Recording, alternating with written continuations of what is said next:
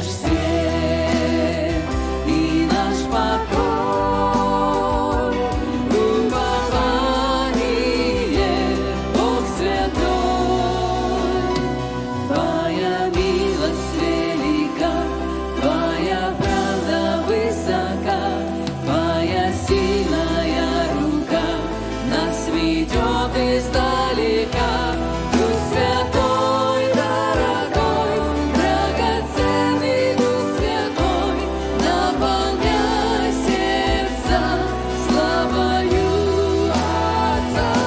Дух Святой, дорогой, драгоценный Дух Святой, освящай и веди за собой.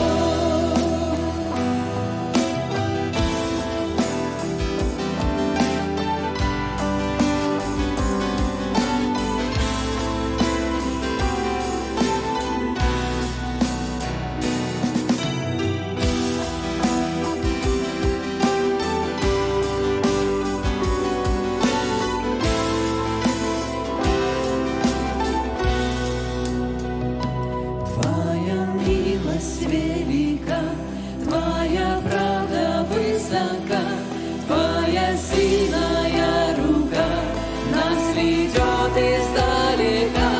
Дух Святой, дорогой, драгоценный Дух Святой, наполняй сердца славою Отца. Дух Святой, дорогой, драгоценный Дух Святой, освящай и веди за собой.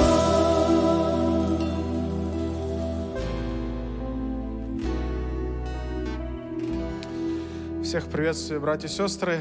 Я не знаю, кто был на этих выходных или кто, может, впервые сегодня пришел на общение. У нас много вопросов есть, согласитесь, да? Друг к другу, к брату Михайлу, да? И знаете, я думаю, мы в какой-то степени так окунулись. Кто-то в молодость окунулся, кто-то насладился душой, кто-то где-то так, знаете, с такими еще более с претензиями, может быть, подходить к тому, о чем было сказано. Это нормально. И в этом отношении мы можем говорить об эсхатологии, потому что это вопросы, которые всегда заставляют нас думать, оценивать, взвешивать. Недавно Иоанн, я помню, прислал мне, я даже не помню, на группу одну, 88 причин, почему Христос должен был прийти в 1988 году, 1988 году. Осталась только книга. Христос не пришел в 1988 году. Я не хочу сказать, что мы должны так легкомысленно к этому относиться, согласитесь, да? И мы знаем, что вот буквально несколько лет назад даже один брат из нашей церкви, когда, помните, было радио такое, кто-то помнит, да, радио, и вот он объявлял, там, в сентябре где-то будет, в сентябре, и один брат из нашей церкви тоже так перепугался и ждал на мосту, но Христос не пришел. Но знаете, мы другую истину знаем, что Христос грядет за своей церковью, аминь. И вот в этом наше убеждение, в этом наша основа, мы на этом стоим. И слава Господу, что люди исследуют, что люди пытаются понять для себя, пытаются осознать многие моменты. Поэтому я предлагаю, чтобы вот мы сейчас помолились, мы потом еще споем одну песню, и после песни вы сможете занять ваши места, и брат Михайло, он выйдет и немножечко расскажет больше о служении, о том, что они делают по миру, как их служение работает, о туры в Израиле расскажет. Я надеюсь, к тому времени прививки отменят уже, и мы спокойно в Израиль поедем. Аминь. Приглашаю к молитве. Господи наш, мы благодарны Тебе за Твою любовь к нам. Мы благодарны Тебе за то, что мы одну истину знаем, Боже, что мы дети Твои. И, Господь, и Твой Дух живет в нас и свидетельствует нам внутри, Боже, что мы Тебе принадлежим. Потому что, когда мы слышим Слово Твое, мы по-другому реагируем, Господь, и Ты сокрушаешь нас, Ты ободряешь нас, Ты вдохновляешь нас, Ты обличаешь нас, Господь. Мы за это благодарны. Благодарим Тебя за церковь, Боже, за общение, за народ Твой, людей, которых Ты взял в удел, Господь. Мы благодарим Тебя за это. И, Господь, мы хотим жить по-искреннему, по-настоящему для Тебя и для Твоей славы. Поэтому, Господь, помоги нам, оставаясь тут на земле, ожидая Твоего прихода, Господь, посвящать свою жизнь добрым делам, созиданию церкви, быть благословением для нуждающихся людей, Господь. В этом наша молитва. И я прошу благословить церковь, Господь, каждого из нас в отдельности, кто бы через какие обстоятельства не проходил, чтобы Ты укреплял и благословлял. Мы благодарим за служение братьев, которые посетили нас на эти выходные. Боже, мы просим Ты их благослови, им мудрости дай в распространении Слова Твоего, Господь, во спасение для всех народов. Мы поклоняемся Тебе, наш Бог, и славим. Во имя Христа молимся. Аминь. Прославим Господа еще.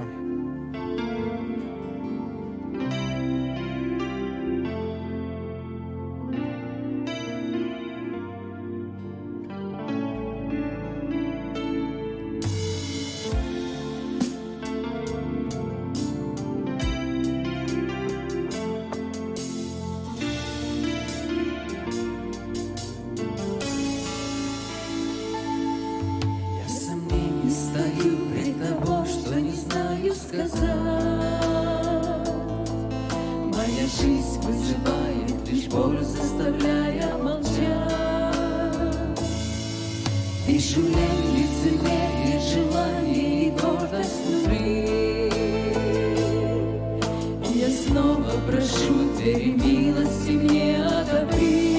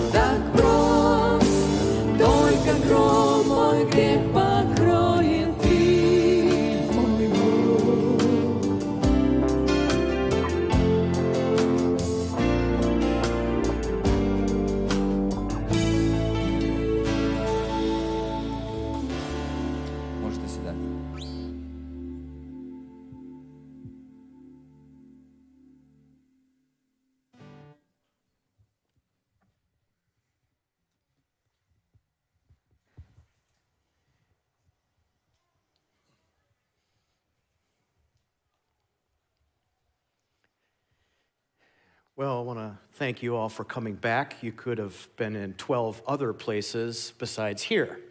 Хочу подякувати вам, що ви повернулися. Ви могли бути десь в 12 інших місць, крім цього місця. We really hope that you have put some hard questions together. I cannot guarantee that we will be able to answer it, but we will do the best we can. Я також маю надію, що ви приготували насправді тяжкі запитання. Я не обіцяю, що я дам на все відповідь, але постараюсь зробити і дати найкращі відповіді, які я маю. I want to spend the first 10 minutes just explaining who we are in Behold Israel, what we do, and why we do it. Хочу пояснити спочатку про нашу місію Behold Israel, або Ось Ізраїль, хто ми є, що ми робимо і чому ми це робимо. Everything started with a tour. It was a tour to Israel. Все розпочалося з туру в Ізраїлі. My brother-in-law, Amir Tsarfati, who is the author of all of the books out there and the teachings, he was a tour guide. Ось чоловік моєї дружини, автор книжок, які ми там продаємо, він... Що я сказав, вибачте? Да. You see, they're paying attention very good. Yeah, so if you make a mistake, they correct you. Yes. It's a self-correcting environment. That's a good thing, yeah? Yes. Так, чоловік моєї сестри, правильно?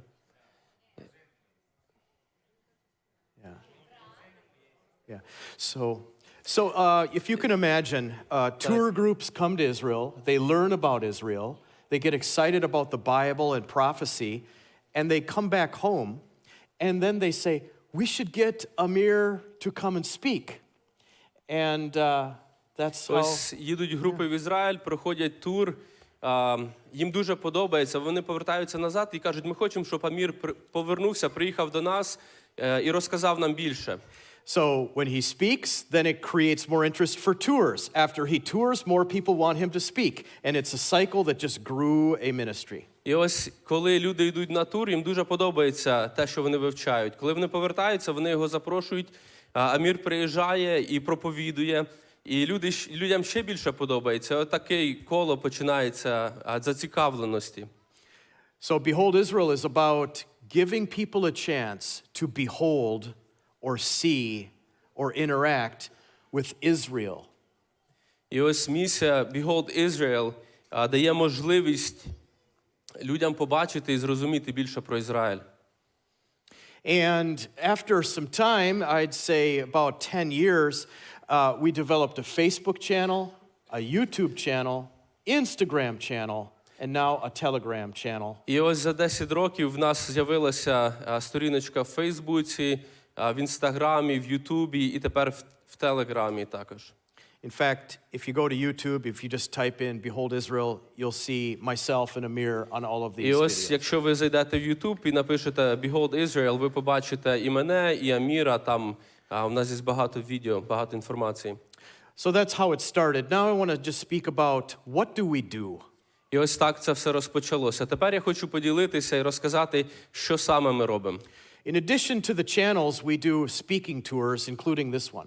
І ось, помимо цих відео каналів, які ми маємо, ми також їздимо і ділимося словом, те саме, що зараз роблю. Right now, as we speak, Amir is in Southern California, and he's going to a large church tonight to speak. І ось я тут проводжу час, а Амір там в Південній Каліфорнії, він також в одній з церков проповідує. This Thursday, I fly to California, and we're going to do a conference together with Pastor Barry Stagner, who is also one of the teachers about Bible prophecy. І ось в четвер я буду також летіти до Каліфорнії, і там будемо разом проводити конференцію ще з одним з пастирів з нашої місії. We'll be in over 10 countries this year alone. І ми плануємо бути десь в 10 країнах тільки в цьому році. And we're going to add Kiev and do at least one or two conferences in Kiev, Ukraine this year. І ми плануємо провести одну, можливо, дві конференції в Києві, в Україні. We're finding that in the church there's an interest, a growing interest of Bible prophecy. І ми бачимо, що в церкві зацікавленість до пророчества зростає. Why do we do this? Чому ми це робимо?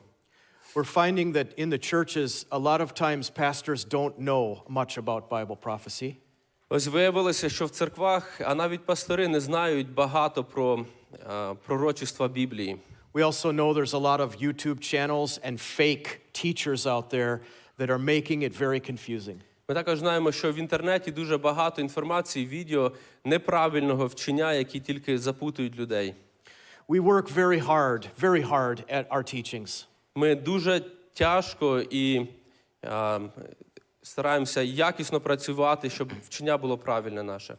One of the other things that we do is daily news from the Middle East and Israel. І одна ще з речей, що ми робимо, це щодневі новини ось з території Ізраїлю і з сусідніх держав. So we're tracking the situation in Ukraine right now, Ми спостерігаємо за ситуацією в Україні, in Yemen, в Ємені, Saudi Arabia, в Сауді Аравії, Iran, в Ірані. anything that has to do with world events, prophecy, and more specifically Israel. І все, що має справу ось до пророчеств, до Ізраїлю, і все, що відбувається в світі. I am the director of operations, and so I have the privilege to manage and run the ministry. Я є директор операцій, тому в мене є привілегія направляти наше служіння. And Amir, my brother-in-law, is the founder and president, and he is the one that is the most sought-after speaker amongst our group. І Амір, він є ось президентом нашої місії, і найбільше люди цікавляться його проповідями, інформацією від нього. I have one challenge for you. І тепер в мене є один виклик до вас. We are going to open a Ukrainian channel on our YouTube. Ми плануємо відкрити український канал в Ютубі. All of our teachings are in English, and we want to translate them to Ukrainian. Ось все наше вчення, воно в англійській мові, і ми б хотіли перекласти його на українську мову. We're looking for volunteers. І ми шукаємо волонтерів. And Kayo from Japan runs the group of translators. We have over 30 translators with over 20 languages in the world. What is her name again? Kayo Kinoshita. She's right outside. Okay. She's she. Кая, це сестричка там біля книжок, вона відповідає за переклад на різні мови. So if any of you are up for the challenge to volunteer your time to translate from English to Ukrainian our teachings, we welcome you. І тому, якщо хтось із вас хоче допомогти і взяти цей виклик, ми запрошуємо вас приєднатися до нас. Now, on to the questions. Тепер переходимо до питань. Ми зробимо так. Хто мені буде з мікрофонами допомагати? Богдан. Тихий киданник, будь ласка, підійдіть.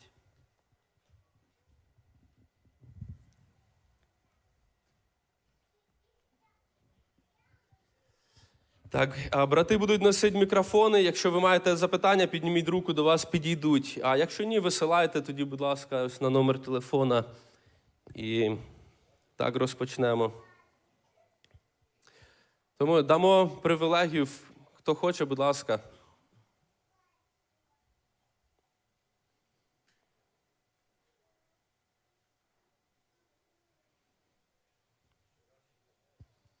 Добре. Прийшло запитання по телефону, тому я зачитаю. First I'll read it in English and then got one question. Do you believe the rapture will happen first or the tribulation? Як вам здається, чи спочатку буде вознесіння церкви, чи велика скорбота? I believe the rapture comes first, then the tribulation. Я вірю, що буде підхоплення церкви, а потім велика скорбота. For several reasons. І на це є багато причин. Number one, in 1 Thessalonians 4, it says that we as the church are not destined for wrath. Ось ми читаємо в Фессалоникійцям 4 розділі, що ми як церква, ми не предназначені для гніву Божого. Number two, Друга причина.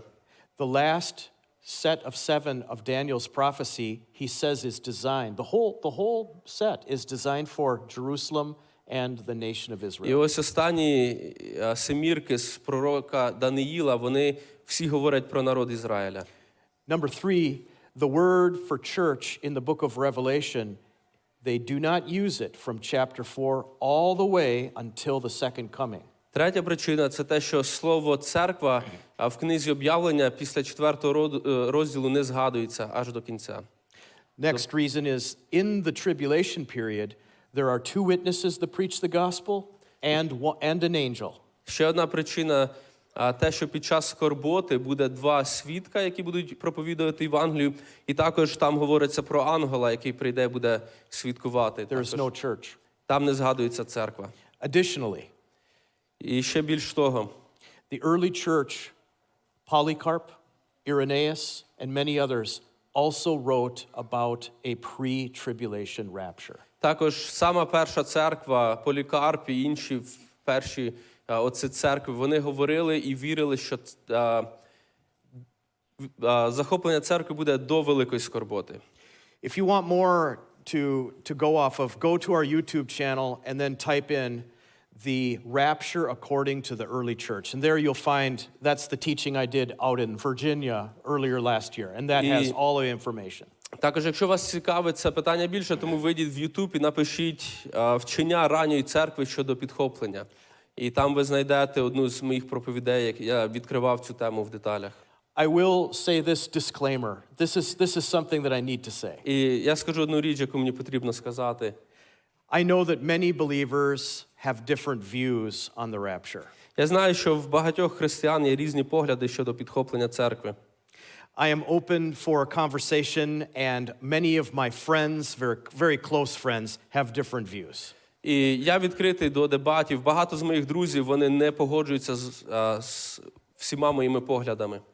So I'm not like one of these really narrow-minded guys. I believe what I believe. I have not been convinced of another view, and I recognize that if you hold another view, it does not change anything about the brotherhood or our fellowship.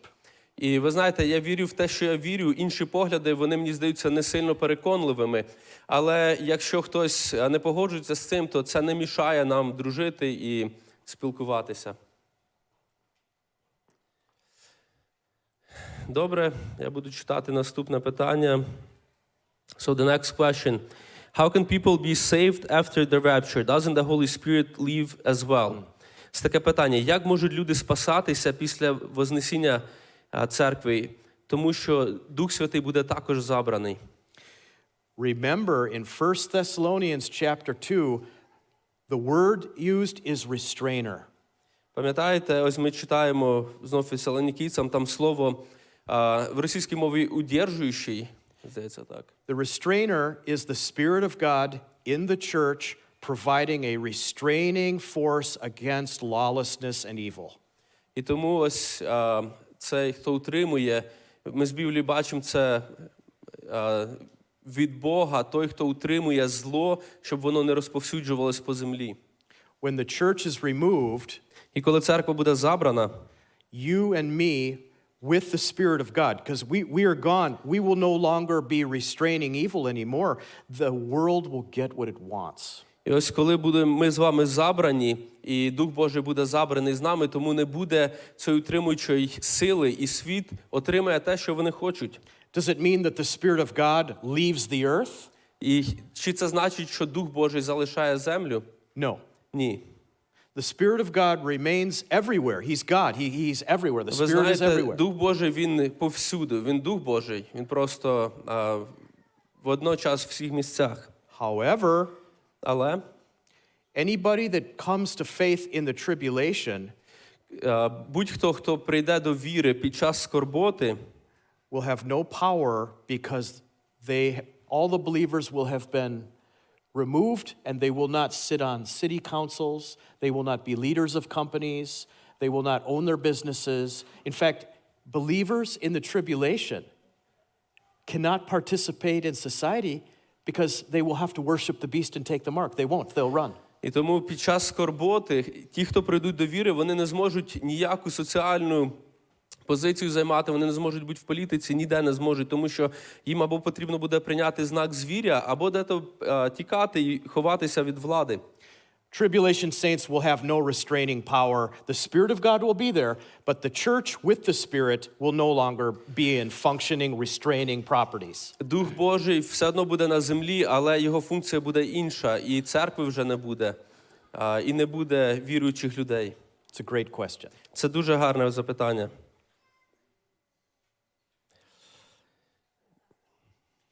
Будь ласка, ребята, поможіть.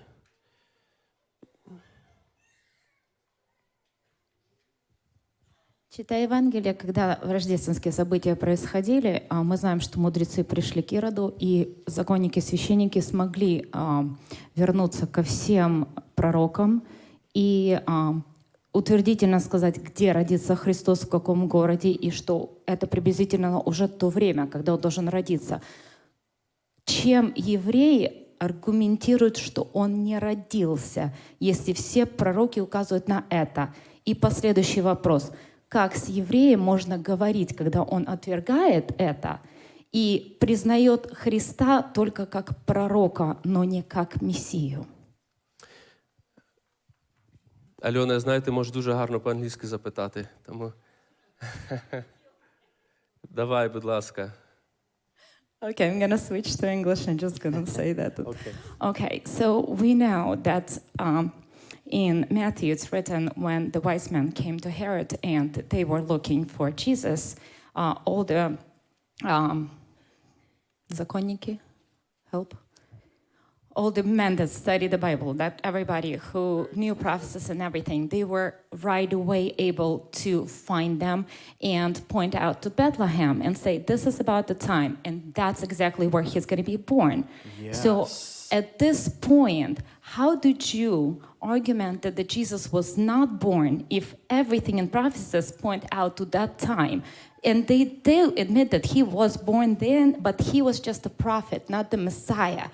And the following question, how would you speak with the Jew who is assertive that it was just a prophet, not the Messiah, even though all the prophecies are pointed the other way? I love this question. Listen to this. Дуже гарне запитання. The Magi came from the east. Ось мудреці прийшли зі сходу. The scholars believe it was from the Babylonian area. І вчені вірять, що це було з десь ерії Вавилону.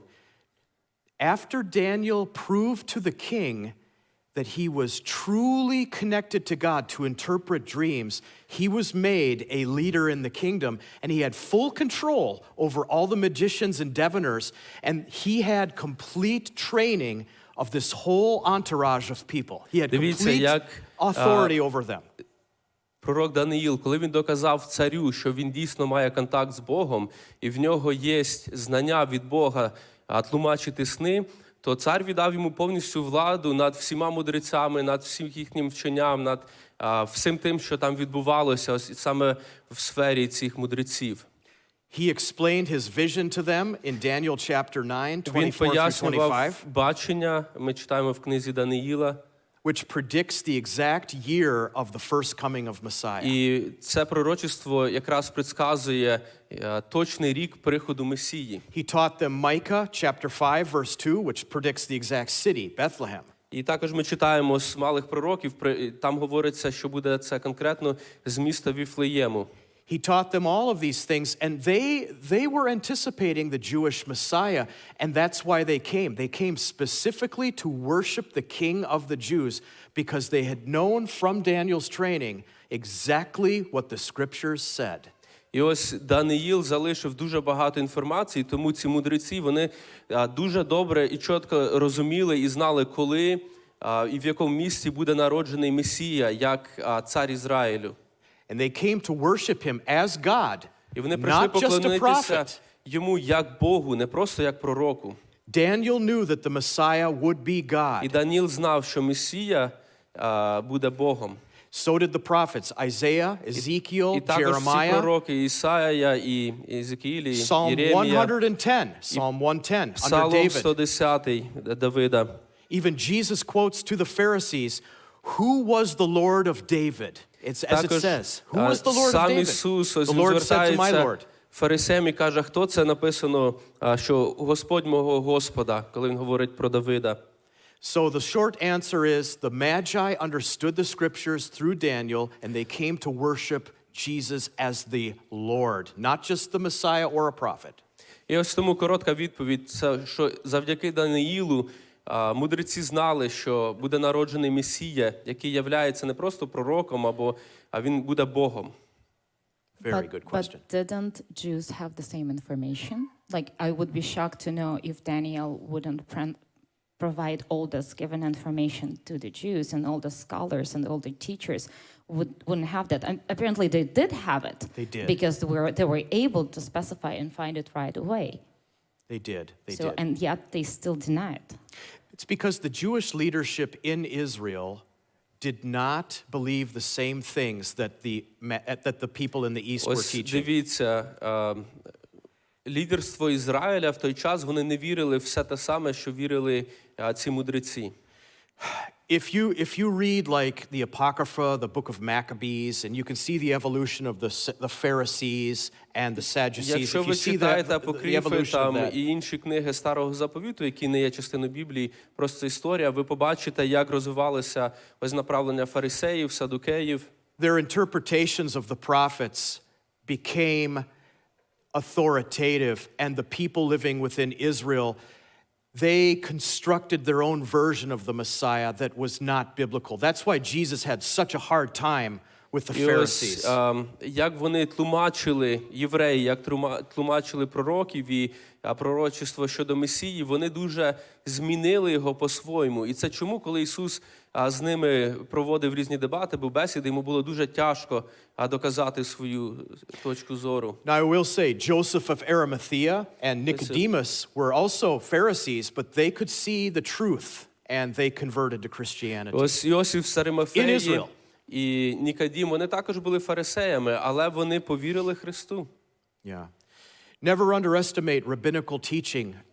Jews default to rabbinical teaching just like Catholics defer to the church teachings. It's a very similar philosophy. You and me, being from Baptist backgrounds, we go to the Bible and we read it ourselves. And it's a very different worldview. See, Daniel taught the people in the East how to use the Word of God, and he interpreted it for them. Дивіться, вчення раввінів, воно має дуже великий вплив серед євреїв. Так само, як у католиків, в них авторитет вчення їхніх богословів і отців церкви. Ми з вами, ми йдемо до Слова Божого і читаємо. У них зовсім інший світогляд. Вони зовсім по-іншому до цього відносяться. So how do you approach a Jew that denies that he's a Messiah? He just believed that he's the greatest prophet that was there at the time, and he says, you know what, the Bible is just all wrong because he's just a prophet. How would you address it? How do you prove your point? Because I can't. When I just stumble and I can't. So how would you go? How would you even start the conversation? How would you continue? How would you... Тому які аргументи ви приводите, коли говорите з євреями, які відкидають Ісуса як Месію, а можливо відносяться до нього як до пророка? Two words. Два слова. And I know you just enough to know that I know that you in your personality can pull this off. І знаєш, я тебе не дуже знаю, але ось наскільки я розумію, з твоєю особистістю, яка в тебе, ти зможеш це зробити. Dilemma transfer. You transfer the dilemma. Let me give you an example. Dilemma transfer. Dilemma transfer. Let's say he's Jew. Let's say he's the Jewish person. Let's role я play. єврей. So you say Jesus is not God or the Messiah. Ось ти кажеш, що Ісус – це не Бог і не Месія. How do you explain Psalm 110? Тому як ти поясниш 110-й псалом? You open it up and you have them read it. Ти відкриваєш і даєш їм прочитати. The Lord said to my Lord, sit at my right hand until I make your enemies a footstool. Господь How do сказав you моєму explain Господу, that? сядь по правицю мою, поки не зроблю ворогів твоїм підніжком. So all you have to do is you go online and you say a list of Bible verses in the Old Testament that talk about Jesus as God. І тому можна відкрити інтернет і написати ось список віршів Старого Заповіту, які говорять про Ісуса як And Бога. you take your Jewish friend with great respect and say, if what you're saying is true, how do you explain these passages? І тому, якщо у вас є друг єврей, з великою повагою скажіть, як ти пояснюєш ось ці тексти Старого Заповіту? Now, be prepared. Але тепер будь готова. Some of them will want to change the subject because they're like, whoa, I don't know. Деякі з них просто захочуть поміняти тему, тому що вони зрозуміють, що вони просто не мають I had відповіді. one guy, some of them say, I have to ask my rabbi. І навіть зі мною так було, один єврей каже, мені просто потрібно спитати свого равіна. I had one guy that said, this is very interesting, I need to read more. Do you have any books for me to read? Інший сказав, знаєш, це дуже цікаво, мені потрібно більше дізнатися про цю тему. Чи в тебе якісь книжки, які я можу почитати? I love to do dilemma transfer even within debates in colleges and universities over Israel and topics. Мені подобається передавати ось цю дилему в дебатах. Yeah, so if what you believe is true, then how do you explain? And then you give them passages that clearly show that the Messiah would be God. І ось ти просто запитуєш, якщо ти так віриш, то, будь ласка, поясни ось ці тексти з Біблії, які так ясно показують, що Месія буде Богом. Yeah. Має бути Богом. Have fun. Yeah, and I know I met you earlier. I think you have that personality to be able to challenge people. I think so. Okay. Yeah. Так, ми віримо, що у Альони дуже класно вийде вести дебати з євреями на цю тему. Добре, є ще питання? Будь ласка, а Тихік тут? Данік? Тихік там, да? Передай мікрофон Анатолію, будь ласка. Ви сказали, що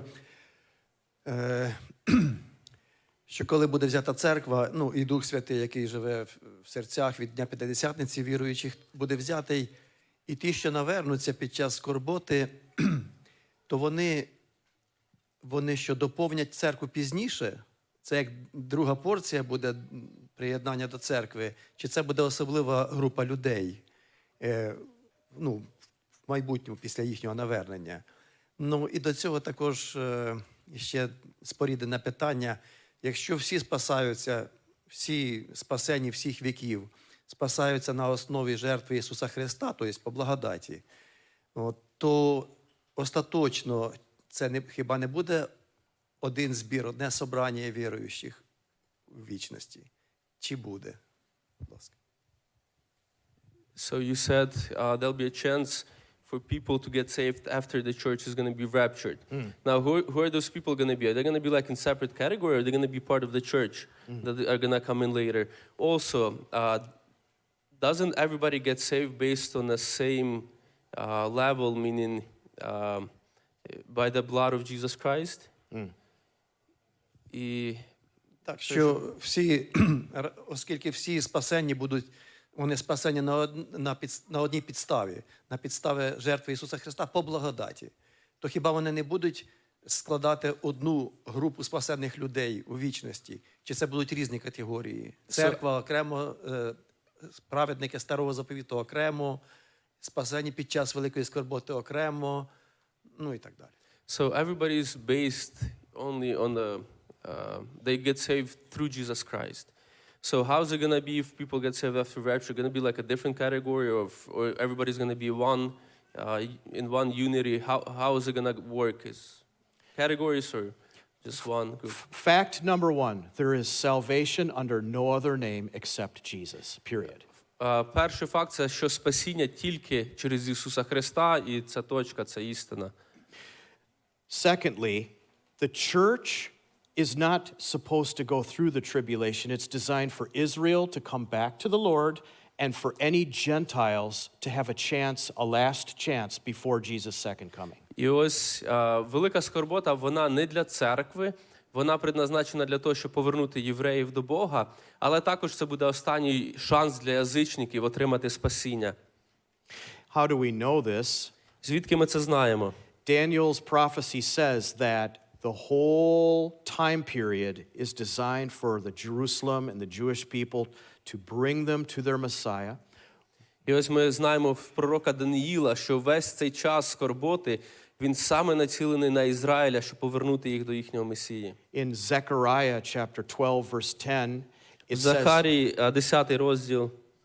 says that when the Messiah comes for the Jews, that's the second coming, they will look on him and they will realize that's Jesus whom they pierced, and then they will come to faith and repent. Там написано так, що коли за друге повернення Ісуса Христа. Коли Він прийде, євреї подивляться на Нього, і вони зрозуміють, що це той, кого вони в російській мові пронзили, і тому вони прийдуть до покаяння, до віри в Нього. So imagine this. The church is raptured.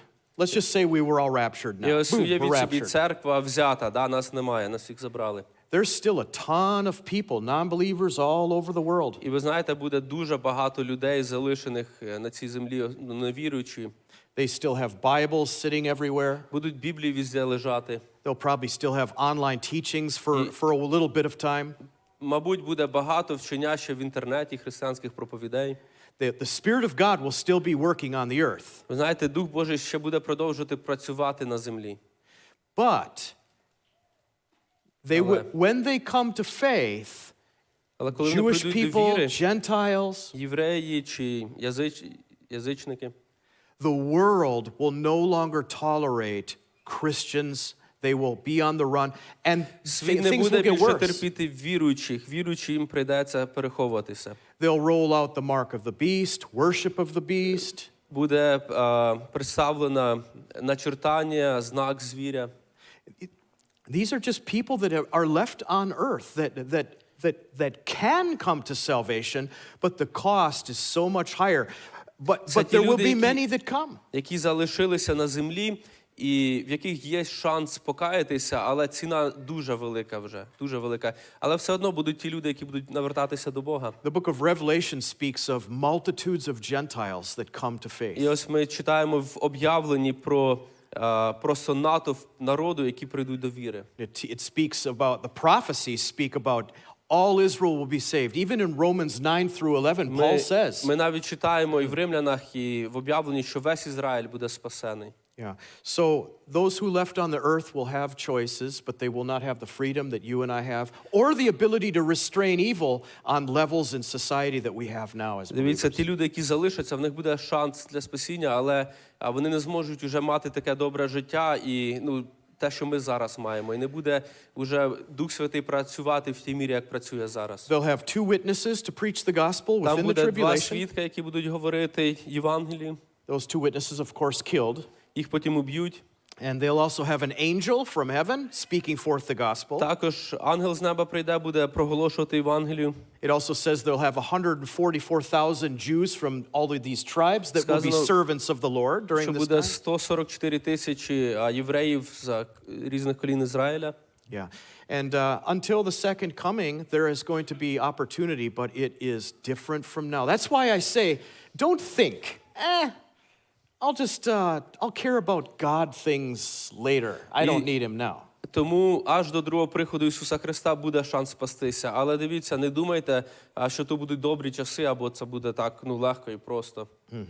А якщо можна, ще один раз спитаю, щоб краще зрозуміти, як ви розумієте, чи оці категорії, які ми відзначаємо, скажімо, церква, праведники Старого Заповіту, спасені під час великої скорботи, євреї, які остаток, написано в Ізраїлі, весь спасеться, який буде на той час, це вони мають значення, ці категорії, тільки як люди прийдуть до спасіння, в який час і так далі.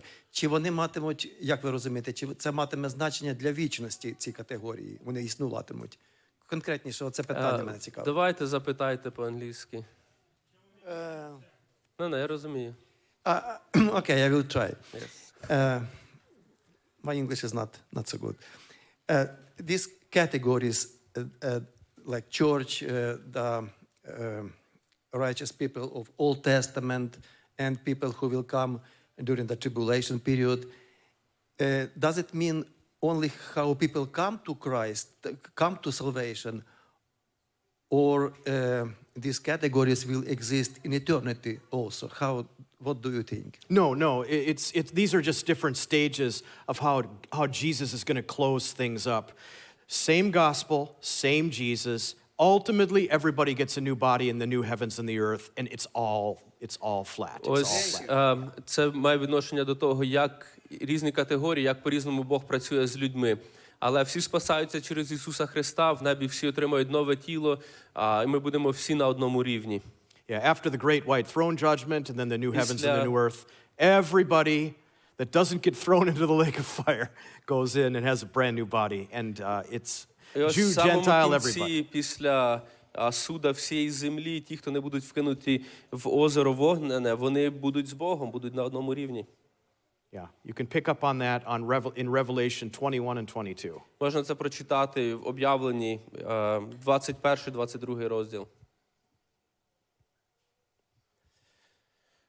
Добре, читаю далі запитання. Будут ли дети вознесены вместе с родителями и до какого возраста? И как насчет детей неверующих родителей? So, will the kids be raptured with their parents till what age? And what about kids whose parents are unbelievers? If you're not a believer, Що ви не віруючі? you're not a believer. Ви не віруючі. You just went to Washington, D.C. to do the march for pro-life, Ось right? ви You just did їздили that just 2 в days ago. DC просто на марш за життя. I'm going to throw the question back at you. I'm going to do a І dilemma тепер я вам transfer. поверну це питання, таку перекину цю дилему до вас. Paul says that a believing family's children are sanctified by the faith of their parents. І ось Павло каже, що діти віруючих батьків, вони освячуються вірою батьків. So if an unborn child is aborted, І ось тому, якщо ненароджена дитина, її абортують, or a child of a believer is young and dies, або ось мала дитина віруючих батьків помирає, do they go to heaven or hell? куди вони йдуть, в небо чи в пекло? I'm glad you said heaven. І я радий, що ви кажете небо. Why? Чому? Because that's what David believed, Це що Давид вірив, and even before Jesus came. навіть ще до часів Ісуса Христа. Do you remember when David's son died? Пам'ятаєте, коли син Давіда помер? And it was actually a punishment for his sin. І це була кара за його гріх. And his comment was this: І ось що він сказав. He cannot come to me. Він не може вже прийти до мене. His son cannot live with him. Уже He's dead. син його жити не буде. But one day, Але одного дня I will go to him. я піду до нього. And the Bible reports that, is what David says, and there was no commentary that that was wrong. І ніде в Біблії ми не знаходимо, щоб було сказано, що це неправильно сказав Давид. If you are a believer and you have children, Якщо ви віруючі, у вас є діти, and they're very, very young, just like kids that die, і вони дуже ще маленькі, так як діти, які I помирають. can tell you what I believe. This is what Я I можу believe. сказати, що саме я вірю. And I'm prepared to defend it. І я готовий з вами захищати цю думку. I believe that child goes to heaven in the rapture. Я вірю, що ця дитина буде забрана на небо при підхопленні. Now here's where I just have to say one thing. Ось тільки я маю сказати одну річ. I have kids that are 18, 16, and 12. У мене діти 18, 16 і 12 років.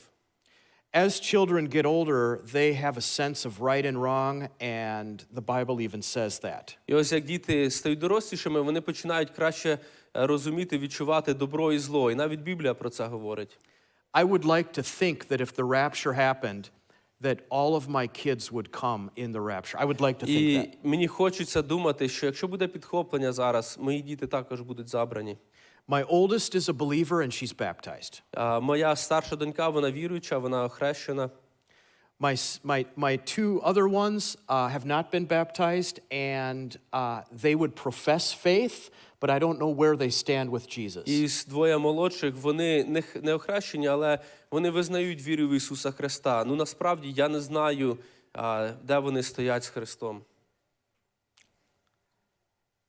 And it points me to be a godly example and to raise them in accordance with the faith. It is the very best we can do as parents. І це чому мене це як примушує бути таким найкращим прикладом для них і направляти їх до віри. Now let's move to the non-believers with young Тепер kids. давайте поговоримо про невіруючих з дітьми. I believe Я вірю. the same rule applies Те саме правило відноситься до них. with extremely young kids or infants. Відношенні до маленьких дітей, дуже маленьких дітей. But if a non-believing child grows up to a certain age where they know right from wrong and they're not a believer, І тому, коли дитинка виростає, і вона починає розуміти добро і зло, і вони не віруючі, I doubt whether they'll go in the rapture. я маю сумніви, що вони будуть забрані при підхопленні церкви. Bottom line, І тому підсумувати, no one can know for sure. ніхто не знає насправді. But I will say, raise your kids in a godly environment. And having said that, I'm speaking to Ukrainian Baptists. I'm supposed to learn from you how to do that, not me from you. Because as I look at your kids yesterday, they're far more mature spiritually than most churches I've been to. Знаєте, я вам кажу, що виховуйте своїх дітей в вірі, будьте гарним прикладом. Але ось дивлячись вчора, яку ми зустріч мали з вашими дітьми, мені здається, що вони набагато зріліші і розумніші, чим, певно, американські діти. Keep doing what you're doing because it makes a difference with people like us that watch and see that you are doing what the Bible said by raising your children in a godly home. Тому продовжуйте робити те, що ви робите, і люди такі, як ми помічаємо, що ви дійсно виховуєте дітей в світлі Біблії, і результат є. So any idea on the age? I can't give an age because every culture, every person, every child is different in their level of when they come to an awareness of right and wrong. You know, Я не можу сказати щодо віку, тому що в кожній культурі, в різних націях діти трошки в різні часи приходять до розуміння добра і зла. Ось така відповідь. Okay. Добре, я читаю далі. Вірші з Біблії, Об'явлення, 22 розділ, 2 вірш. Посеред його вулиці, і по цей бік, і по той бік ріки, дерево життя, що родить 12 раз плоди, і кожного місяця приносячи плід свій, а листя дерева не для вздоровлення народів. Запитання, для яких народів і де буде це місце, чи на небі, чи на землі? Якщо на небі, то там ніхто не буде хворіти, від чого вздоровлятися. So we read in Revelation chapter 22 about a tree that gives fruit 12 times a year, and the leaves of it are for healing of the nations. So the question is, what kind of nations and who would need healings? Is it going to be in heaven or on earth? Because in heaven there's going to be no sicknesses. So what's the point of that? Yeah, it's a peculiar phrase. We know that there will be a new heaven because there's war that breaks out in heaven, and we're gonna have a completely new earth. Знаєте, це цікаво. Ми знаємо з Біблії, що буде нове небо і нова земля. Is there actual sickness that needs to be healed? I don't think so. I think there's an alternate interpretation to that. Ви знаєте, чи насправді там будуть хвороби, від яких потрібно буде лікуватися? Ні, я так не думаю. Я думаю, що трошки інше пояснення для цього є. I think we will all have memory of our entire life. Я думаю також, що ми будемо пам'ятати наше життя на землі. Keep in mind, this is my view. I'm giving you my interpretation. I could be wrong. I don't think I'm wrong, but I'm going to give it to you. Ви знаєте, я поділюся з вами своєю думкою. Я не знаю, чи насправді я правий, але я думаю, що я правий.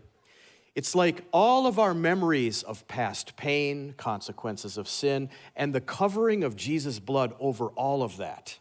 Ви знаєте, вся наша пам'ять ось того горя, тих страждань, які ми пройшли, і результат цього is a permanent healing that lasts for eternity, where we constantly appreciate and keep going back to Jesus for our thankfulness for what he's done and all of the things that he made change in our life.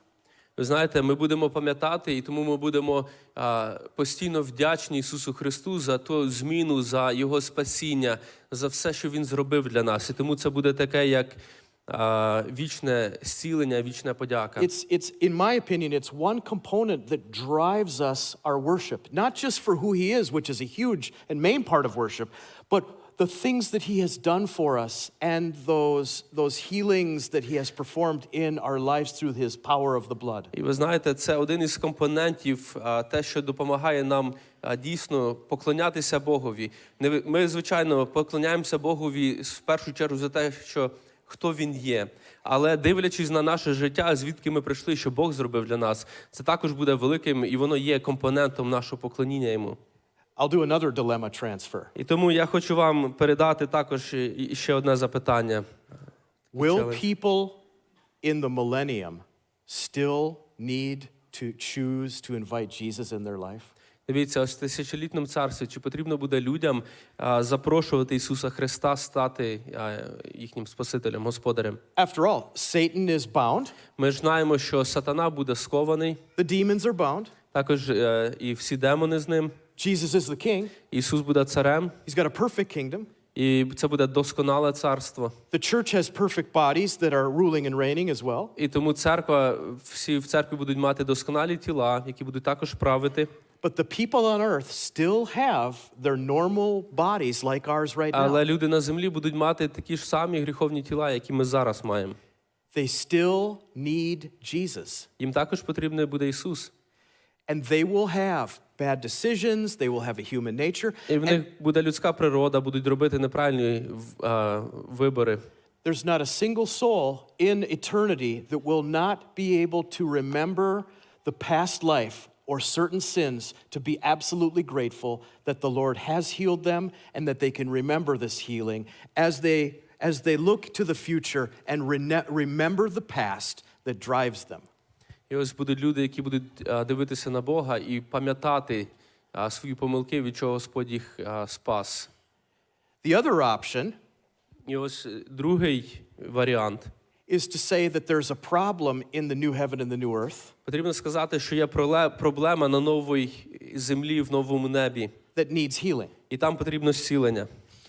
Well, that's problematic Ви знаєте, це саме в собі вже проблема. because we've gotten rid of Satan permanently. Тому що там не буде сатани. All demons are completely removed. І всі демони будуть забрані. We have a new heaven.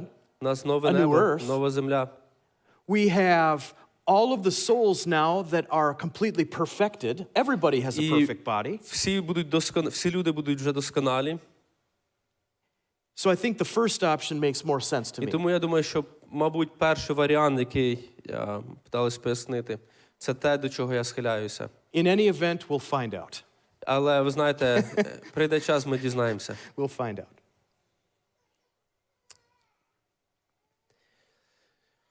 Добре. Данік, давай туди мікрофон. І потім тут. Так. Наступний. У мене коротенькі 4 питання. Перше. Будь ласка, по одному, якщо можна. Брат сказав, що буде їхня конференція, їхньої місії в Україні. Місто і церква, де буде? So you said you're planning to have a conference in Ukraine. Do you know where exactly, which church and what time? Oh, he wants to know.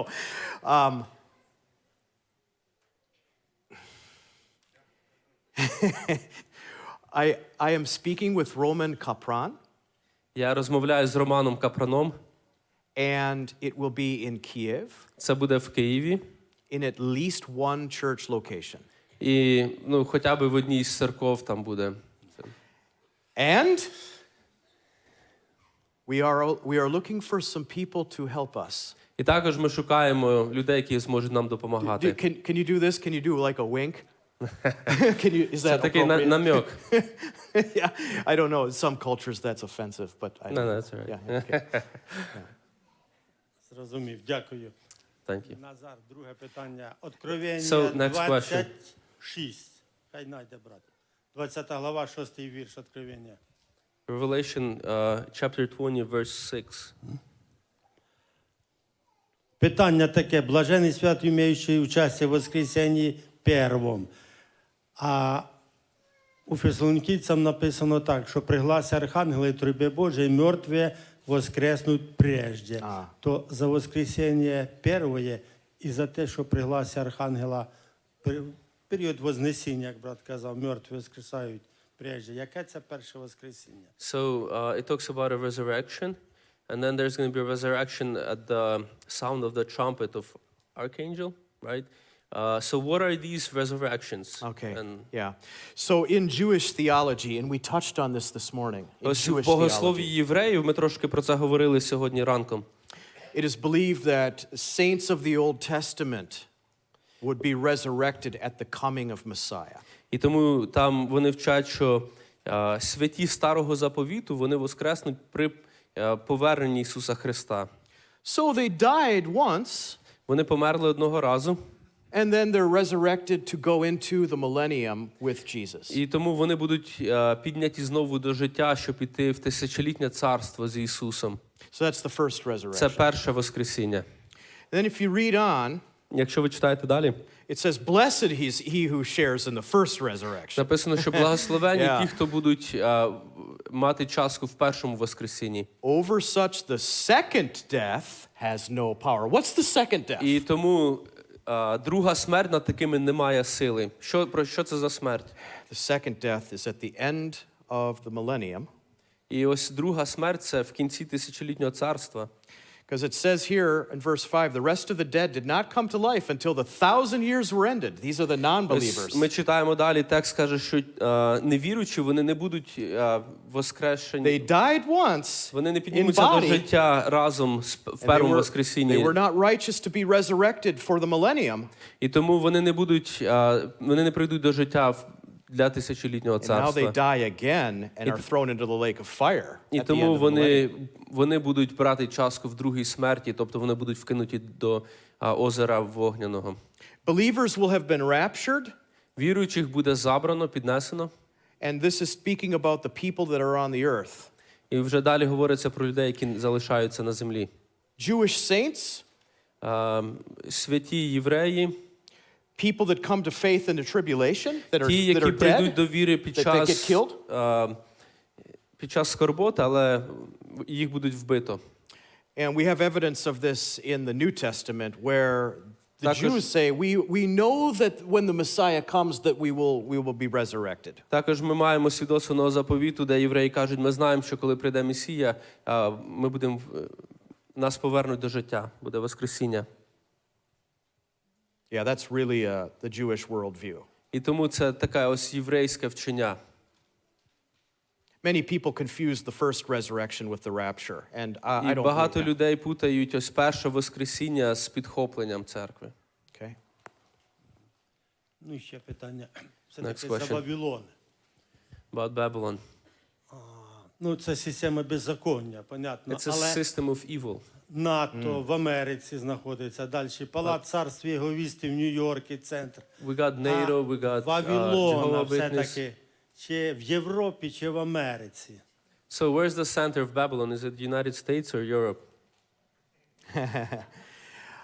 Babylon, if it had a center, it would Якби був definitely be in центр, Europe. це було б в Європі. Why? Чому? Because Daniel predicts 10 nations will come out of this whole continent of the old Roman Empire. Даніл говорить, що 10 націй прийде ось з цього світу Римської імперії. 3 will fall, Троє з них впадуть. and there will be a little horn that Потім is буде the маленький Antichrist. такий рог, який є антихристом. If you look at Europe, Europe is far more globalist, and that's the root of a lot of this globalist Babylon culture that's going to infiltrate. Actually, it already has infiltrated the Тому, country. якщо подивитись на Європу, The world. вони набагато більше задіяні в глобалізації світу. І ця філософія, це бачення, воно переходить на весь світ. We're talking about a one world government. Ми говоримо про світове правління, одне світове правління. They share the same values. У них ті самі цінності, одні цінності. That includes sexual malleability, which is, Yes. Оце сексуальна революція, про яка зараз іде. open borders. Немає кордонів. People should be able to do with their bodies what they want. Люди можуть робити своїм тілом будь-що вони хочуть. No problem with abortion. Нема проблем з абортами. The worship of self. Прославлення самого себе, поклоніння самому собі. I'll be doing a teaching next week entitled The Gospel According to the World. Я буду проповідувати наступну неділю, і тема буде так: Євангелія цього світу. To the United States, let's talk about that. Тепер поговоримо про Сполучені Штати. This Babylon system culture has infected this country and will continue. І тому ось ця система світогляду Вавилону, вона має великий ефект і вплив на Сполучені Штати. It's so bad that even secular comedians are starting to get frustrated. І воно дійшло таких поганого вже розвитку і такого сильного впливу, що навіть невіруючі комедіани, да, ці сатирики всі, вони навіть виступають проти цього світогляду. I will finish the answer with a challenge to the whole congregation. І я закінчу відповідь на це питання. Я хочу дати виклик всім нам. You have a very good church here. У вас дуже гарна церква тут. It teaches the Word of God. І ви вчите Слово Боже. You have a very good community. У вас дуже гарна спільнота. You have an excellent mission. У вас дуже гарна ціль, місія. You have very good leadership. У вас гарне лідерство. Stay on track. Тому залишайтеся на цьому шляху. Not everybody gets what you have. Далеко не всі мають те, що ви маєте. That's the way that you combat these end times. When you have the truth and the world has the lie, if you walk according to the truth, they see that, and more people will be saved when you're clear and when you're direct than if you try to play games І ось with the це world. найкращий шлях боротьби в останньому часі. Ось у вас є істина, в цьому світі неправда. І тому, коли світ все далі відходить від істини, ця істина стає більш зрозуміла, і багато людей можуть через це прийти до пізнання Бога, до спасіння. Thank you. Тепер, Назар, останнє. Роль Last question. Сполучених Штатів в семилітній період, період Великої скорботи. І ще раз, будь ласка. Роль Сполучених Штатів в період Великої скорботи. Семилітній період. Яку роль Америка буде So, грати? which role will the United States play during the 7 years of the Great Tribulation? This was a good question that was asked at dinner. We talked about it. А ми вже на вечері, одної з вечер ми говорили про це питання. The United States is not mentioned in prophecy, Ви знаєте, що Сполучені Штати не згадуються в пророцтвах. but neither is Canada, Але також і Канада не згадується, Brazil, Бразилія, Mexico, Мексика, Australia, New Австралія, Zealand, Нова Зеландія, Japan, Японія, India, Індія, South Africa. You're getting the Південна point. Африка. Ви розумієте, да? We're irrelevant. Ми не будемо мати ніякий вплив. It doesn't mean we are destroyed. Це не значить, що нас знищують. I mean, that could happen, but Можливо, це станеться. I think a more reasonable explanation Але якщо ми подумаємо більш так логічно, is that we're just irrelevant. просто ми ніякої ролі там не маємо. For some reason, the United States government and people become weak and can no longer support Israel like we used to. По якійсь причині ось Сполучені Штати і люди Америки, вони вже не зможуть так підтримувати Ізраїль, як ми зараз це робимо. And if you're watching right now, Якщо ви спостерігаєте, що відбувається зараз, this present government за правлінням, яке ми зараз маємо, only value casts that we support Israel, but internally, this government is trying to figure out ways to get rid of Israel. ви знаєте, що це правління сьогодні, воно, можливо, говорить одну річ, але насправді вони шукають шляхи, щоб перестати допомагати Ізраїлю. Let me say one thing. І ось я хочу одну річ сказати. Tactically, talking about military tactics, якщо ми говоримо про ось воєнну тактику. the United States supports Israel several billion dollars a year. Ось Америка допомагає Ізраїлю декілька мільярдів доларів щорічно. Some people complain and say, why do we support Israel? It's crazy. We have Ilhan Omar and some of the other crazy nut jobs in Congress І ви знаєте, у saying нас в this. Конгресі є люди, які кричать і кажуть, чому ми допомагаємо Ізраїлю? Вони виступають проти цього. If you were to remove Israel from the Middle East, Якщо брати ось Ізраїль з тої території, де він знаходиться, where would the United States get its military intelligence? де б Америка получала ось таку воєнну інформацію? What would be the cost of that military І скільки б intelligence? це коштувало? Where would Saudi Arabia, United Arab Emirates, Oman, Bahrain, and other countries in the Middle East right now that are scared of Iran, where would they get their І intelligence? ось всі держави, там, Саудівська Аравія і інші, які бояться Ірана, звідки вони получали б інформацію? Paying Israel several billion dollars a year is a bargain for the advantages that we get back. compared to if they didn't even Ви exist. знаєте, ось і плачучи Ізраїлю декілька мільярдів доларів в рік, це насправді дуже маленька ціна, враховуючи те, що ми отримуємо від них.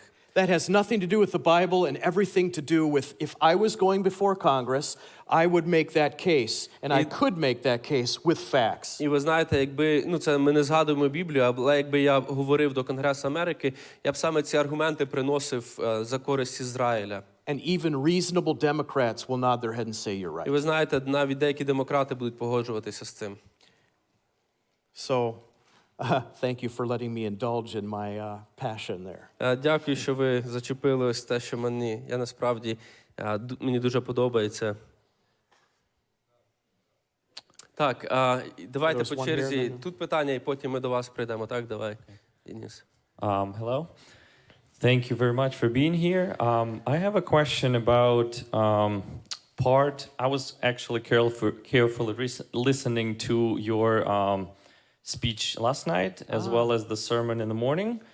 And there's a part that I have a question about. And that's the part where you mentioned prophecy, Ezekiel, chapters 36 to 39.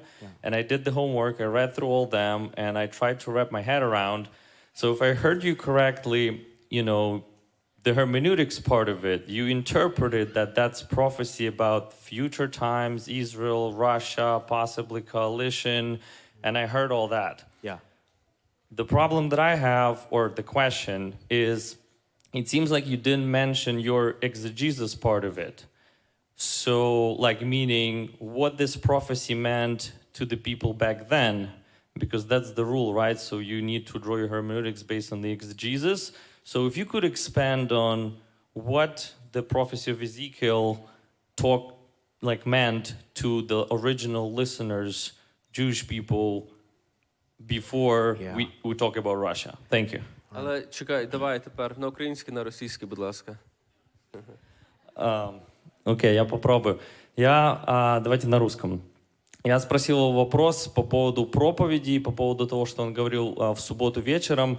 Часть, когда он упоминал пророка Эзекииля, 36, 7, 8, 9 главы, и он говорил, что это домашнее задание почитать. И вот часть, когда он объяснял этот текст и говорил, что там идет речь о будущих пророчествах по поводу Израиля, и то, что на него будут нападать страны, и он интерпретировал, что это будет Россия, там, Иран и тому подобное.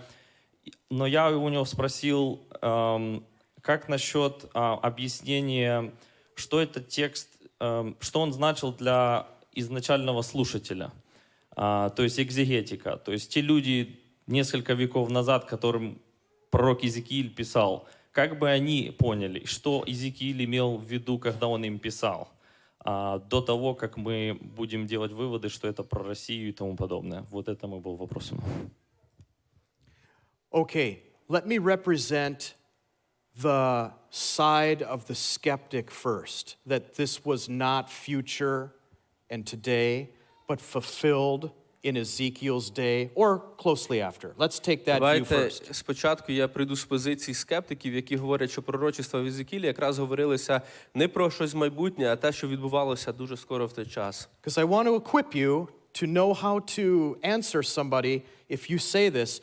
Someone will say, wait a minute, this is when the Jews were released from Babylon and they were allowed to go back under Persia and rebuild their country. That's when it was fulfilled. Aha, gotcha. Ви знаєте, будуть люди, які скажуть, ось це пророчество відноситься саме до часів, коли ізраїльський народ повернеться з полону Вавилону, і вони будуть відбудовувати свою державу. Тому я хочу поділитися і навчити вас також, як можна відноситись до цього аргументу. Now, get your Bible out. Тепер доставайте свою Біблію. There are 6 problems with that view. Ви знаєте, є 6 проблем з поглядом, що пророчество відбувалося саме поверненням Вавилону. Ezekiel 37 verse 9 says that they came from the 4 winds of the earth. 4 winds of the earth. Там сказано, що Ізраїль повернеться від 4 вітрів куточків світу. 4 вітрів землі. Jews at that time would have understood that there are people that are coming from not just Babylon, but from all regions of the earth. When they used the phrase four winds of the earth, it meant from every possible geographical location that was known at the time. Дивіться, коли говориться, що буде повернення від чотирьох вітрів, це мається на увазі вся земля.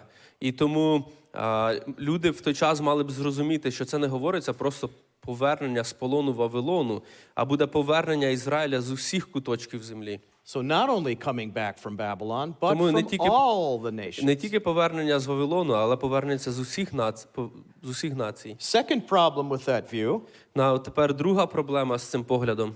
they returned from Babylon, Вони повернулися з they Вавилону, rebuilt the city, відбудували місто, and then they started to go into political and spiritual corruption І as bad as before Babylon. вони, знаєте, з часом знов повернулися в корупцію таку і політичну, і релігійну.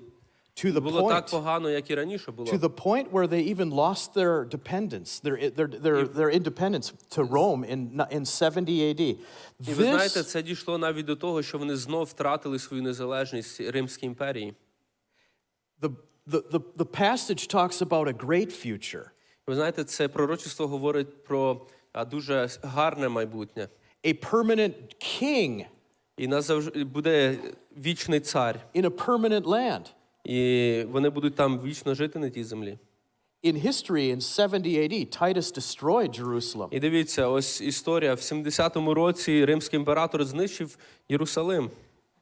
Israel was reborn in 1948. І тільки ось недавно, в 1948 році, знову з'явилася така держава Ізраїль. Another problem, Інша проблема. the coalition in 38 and 39 Ми читаємо про коаліцію в 38 і 39. has never existed in that context until recently. Ви знаєте, ця коаліція ніколи не існувала, аж тільки з'являється в наші часи. Go to chapter 37, verses 15 to 22. Відкрий 37 розділ, подивимося деякі віршики. At this time, Judah and Samaria, the northern kingdom of Israel, were two distinct geographical locations. І ми знаємо, що Юдея і Самарія – це були різні держави, як по території. The prophecy says that those two regions will become one again. І пророцтво каже, що ці два регіони, вони стануть знову одним царством. And they haven't until 1948. І ви знаєте, це не сталося, доки зараз Ізраїль тільки It was only Judah that відновився. came back from Babylon. Ви знаєте, що тільки Юда повернувся з Вавилону. That's why we call Jews Jews, because they're from the last tribe of Judah. Тому ми євреїв називаємо і так, вони від коліна Юди. In the passage it says, Юдеї. all Israel, А пророчество говорить про весь Ізраїль from the four corners, з чотирьох куточків землі with a permanent king. і з вічним царем. Another problem, Інша проблема. they never had, look at verses 26 through 27. З вірші 26-27. It says that they'll have the permanent presence of God. Вони будуть мати вічну присутність Божу постійно. If that were true, Якби це було правда, why would God allow Rome to take over and the people to be dispersed throughout the nations? чому Бог дозволив, щоб потім Рим прийшов, завоював Ізраїля, і потім євреїв знову розкидало по всьому світу? There are other problems. Let me give you one more. І там ще більше є проблем, але дай я ще тільки одну річ скажу. Verse 37, verse 28. Вірші 37. Look, the nations testify that the Lord sanctifies Israel. І нації визнають, що Бог освячує Ізраїль. If this was fulfilled in the days of Ezekiel into, let's say, the Greek Empire, Якби це and the Roman відбулося в Empire, часи ось Єзекіїля і часи там Римської імперії чи anti-Semitism grew even more strong during those days. Ви знаєте, що антисемітизм виріс набагато сильніший за ті часи. So let me give you a better explanation. Тому давай я тобі дам набагато краще пояснення. I'm going to do a dilemma transfer. Знову таку передачу дилеми. You're Jewish, you're living in Babylon, and you're wondering if God has finished with you. Ти єврей, ти живеш в Вавилоні, ти думаєш, можливо, Бог уже не хоче ніякої справи мати з нами. You already know from other scriptures that God is going to bring you back to your homeland. І ти знаєш з іншого місця Писання Біблії, що Бог повернеть вас додому. It's prophesied that Cyrus of Persia would allow them to go back. So І they knew знаєте, that. це в пророчествах було, що цар Персидський дозволить Ізраїлю повертатися євреям. But like many other passages of scripture that talk about the messianic king, the kingdom, this part of scripture, which by the way is followed up from chapter 40 all the way to the end, talking about a temple that will be in the millennium. Знаєте, дивлячись на всі інші тексти, які говорять про Месію, і далі в інших розділах також говориться про храм, який буде в тисячолітньому царстві. Yeah. They would have understood this to be the ultimate fulfillment of everything God wanted to do, warning them of events in the distant future. Вони б зрозуміли, що це було б виконання, уже фінальне виконання всього того, що Бог хоче зробити з Ізраїлем. One last thing. І ось остання річ. Many people have been waiting for this literal fulfillment and it never happened. Багато людей чекали, щоб відбулося, виконалося все, що в пророчествах написано, але цього ще не сталося. There was a revival of good Bible teaching in the 1800s. Було відновлення дуже такого біблійного вчення в 19 столітті. Yeah, in the 1800s there were people that were starting to teach prophecy more. І в цей час з'явилися люди, які почали більше вчити пророчества Біблії. This is before Israel was reborn. І це ще до того, як Ізраїль був знову як збудований як держава. Before all of these coalition forces of Russia, Iran and Turkey came І ще до together. того, як ми бачимо цю коаліцію націй, які зараз... And these Bible teachers said that Israel will be reborn and there will be a battle. І ці вчителі говорили, що Ізраїль має знову існувати як нація, і буде війна, буде битва. But people thought they were crazy. І багато інших думали, що вони просто ненормальні. So the interpretation of many Christians was this is just metaphoric. І тому пояснення багатьох християн було більш таке символичне. But then 1948 came around. Ви знаєте, знову сталося в 1948 році. Last 6 years we see these coalition forces in Syria right now. Далі ми бачимо останні 6 років ці коаліція в Сирії починає набирати силу. So I ask you, Тому я хочу тебе запитати. who's laughing now? Знаєте, хто тепер сміється?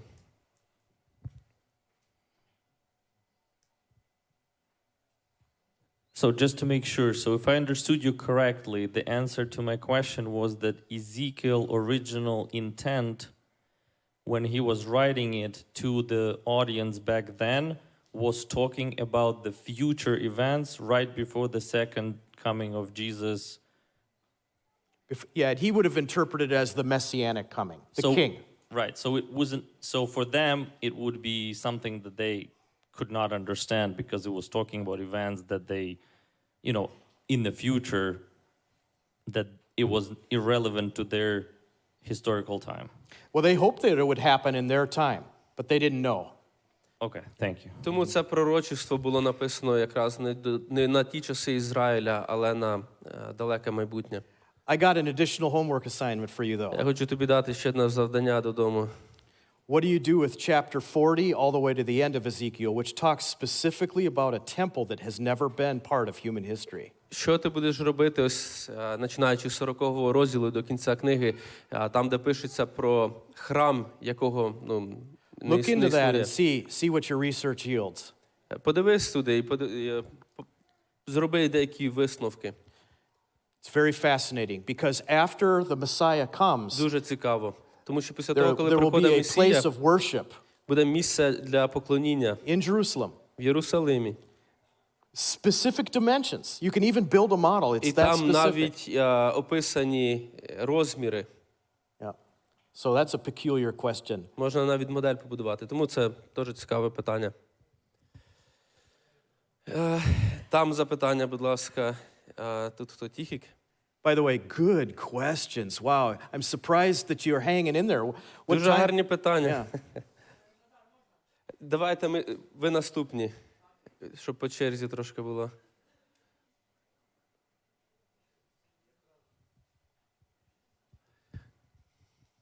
Якраз кінець вашої відповіді, початок мого запитання. So end of your answer is the start of my question.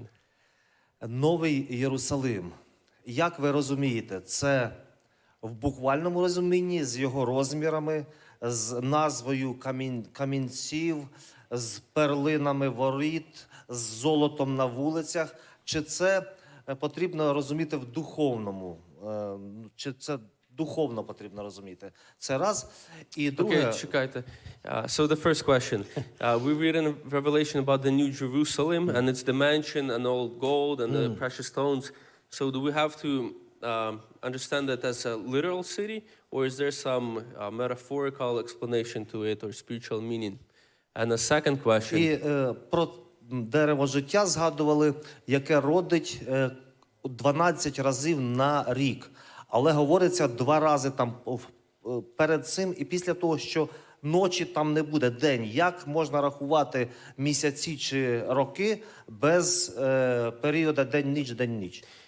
So it also talks about a tree of life that bears fruit 12 times a year, but also mentioned there is no night. So how do you keep count of time and how does it all work together? Yes. Okay, here's a few thoughts. Поділюсь декілька думками. It doesn't necessarily have to be the literal Jerusalem. It could be. Знаєте, це може бути буквальне місто, але це не обов'язково. But we'd have to adjust the sea because this is a massive space. I mean, it's massive. І ви It's знаєте, like, якщо ви подивитесь на розміри, це просто махіна. Потрібно і море навіть там подвинути, океан I трохи mean, подвинути. you can barely fit it within the United States. It's just Знаєте, це місце, воно north, south, you just really, yeah. його буде навіть тяжко помістити на території Сполучених Штатів Америки. Remember, the world will be new. The world will be made new. What will the geography look like? Ви Don't знаєте, know. буде Don't нова know. земля. Як буде географія, як це буде виглядати, я не знаю. So a lot of things will have to change to make room for І this. тому, щоб це таке місце, яке описано розмірами Біблії, щоб помістилось на землю, багато чого має змінитися на землі. The next thought about І ось наступна думка. there will be no day and night. Не буде дня і ночі. In our sinful, fallen bodies, we need sleep to regenerate and get enough energy. And as we age, that's getting more and more difficult. Знаєте, ось нашому гріховному тілу потрібно спати, щоб просто енергію відновити. І старієм ще більше спати потрібно. Would you not admit that it's impossible in this earth suit that's fallen to imagine a perfect body that in this time we do not need the rest that our sinful fallen bodies need now? Знаєте, це дуже тяжко уявити, ось це майбутнє тіло, яке буде досконале, і йому не потрібно буде багато функцій, яке сьогоднішнє наше тіло виконує. God himself does not sleep or slumber. Ми знаємо, що Бог не спить, не дрімає. And we are created in his image, І ми in his створені за його likeness. подобою. We have a sinful fallen body that's eagerly waiting redemption. І ось у нас є гріховне тіло, яке чекає відкуплення. I say I'll end it with a joke. І тому я закінчу шуткою.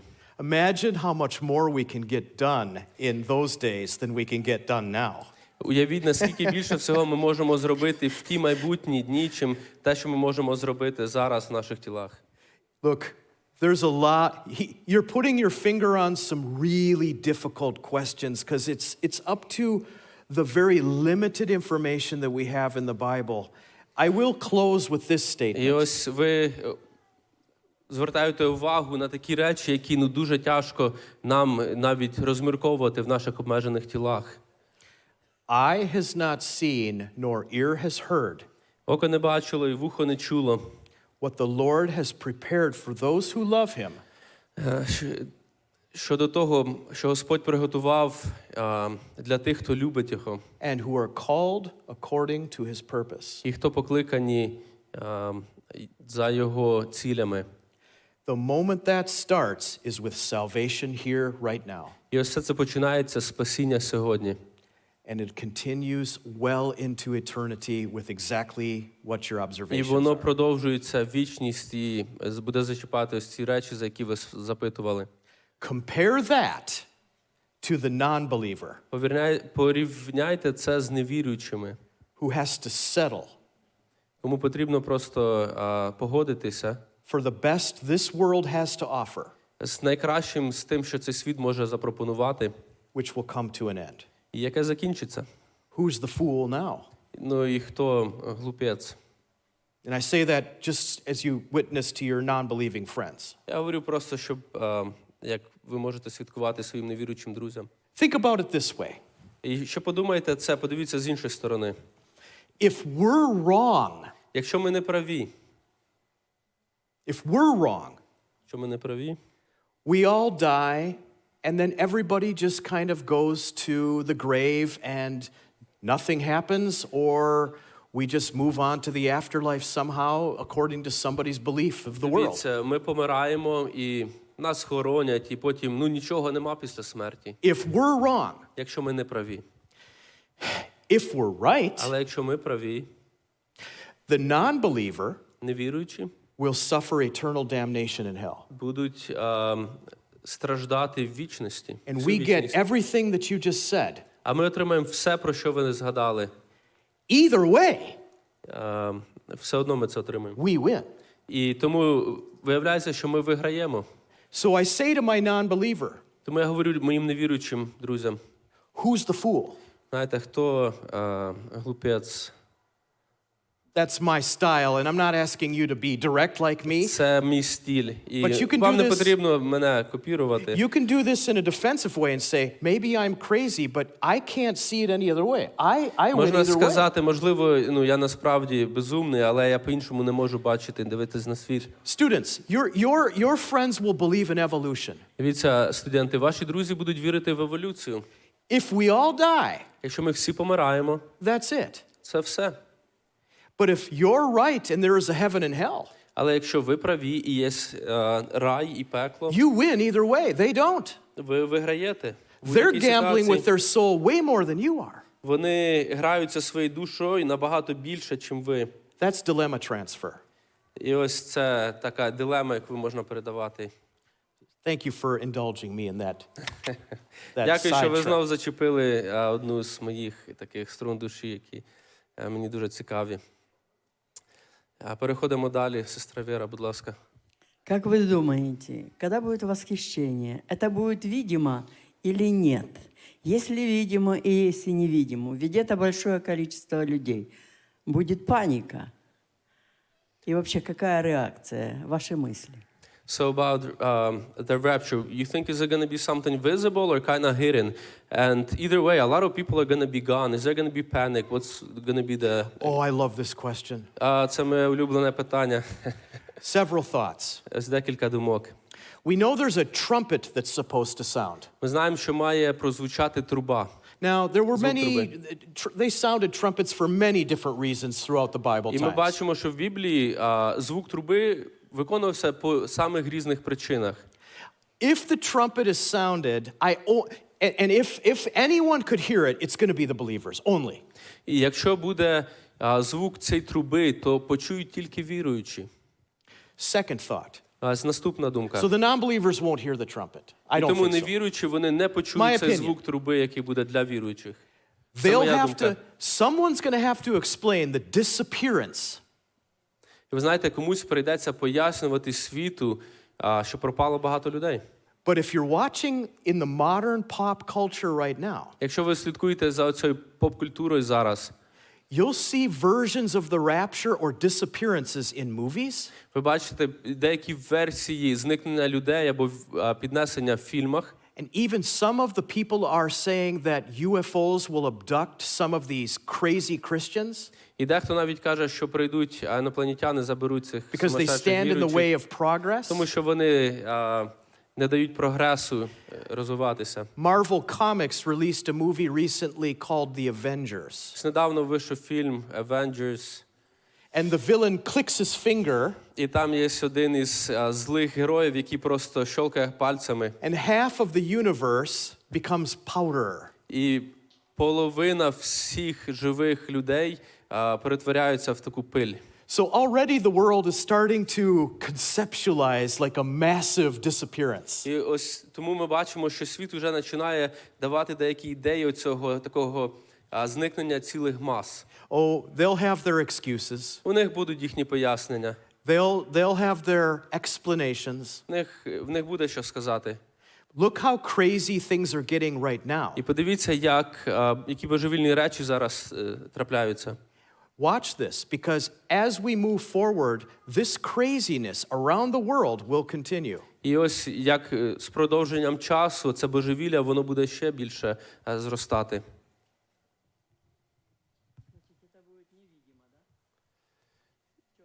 So it's going to be, the rapture is going to be invisible for unbelievers, but the facts they'll have to explain, right? That's right. Yeah. Тому для невіруючих це не буде помітно, але потрібно буде пояснити, тому що люди пропадуть.